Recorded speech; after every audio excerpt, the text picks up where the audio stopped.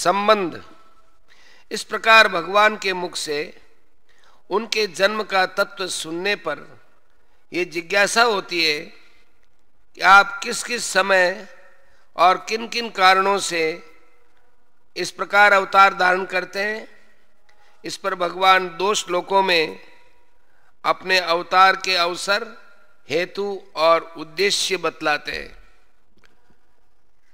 यदा यदा हि धर्मस्य ग्लानिर्भवति भारत अभ्युत्थानमधर्मस्य तदात्मानं सृजाम्यहम्। हे भारत, जब जब धर्म की हानि और अधर्म की वृद्धि होती है तब तब ही मैं अपने रूप को रचता हूं, अर्थात साकार रूप से लोगों के सम्मुख प्रकट होता हूं। प्रश्न: यदा पद का 2 बार प्रयोग करके क्या भाव दिखलाया है?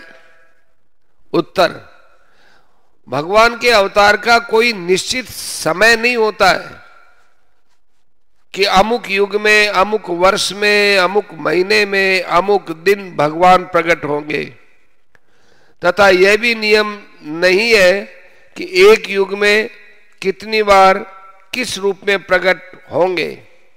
इसी बात को स्पष्ट करने के लिए यहां यदा पद का 2 बार प्रयोग किया है।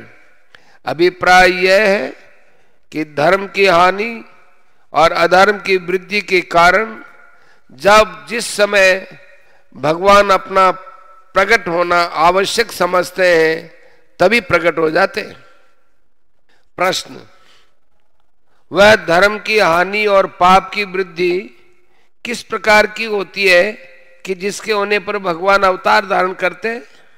उत्तर: किस प्रकार की धर्म हानि और पाप वृद्धि होने पर भगवान अवतार ग्रहण करते हैं, उसका स्वरूप वास्तव में भगवान ही जानते हैं।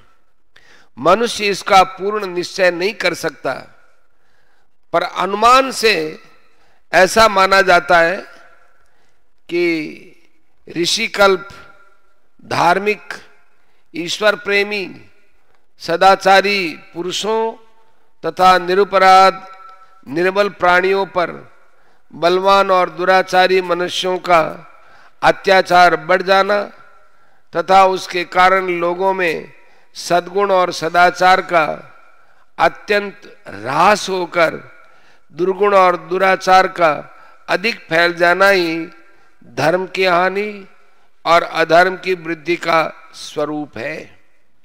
सतयुग में हिरण्यकश्यप के शासन में जब दुर्गुण और दुराचार की वृद्धि हो गई, निरपराधी लोग सताए जाने लगे, लोगों के ध्यान, जप, तप, पूजा पाठ, यज्ञ, दान आदि शुभ कर्म एवं उपासना बलात् बंद कर दिए गए, देवताओं को मार पीट कर उसके स्थानों से निकाल दिया गया, प्रहलाद जैसे भक्त को बिना अपराध नाना प्रकार के कष्ट दिए गए, उसी समय भगवान ने नृसिंह रूप धारण किया था और भक्त प्रहलाद का उद्धार करके धर्म की स्थापना की थी।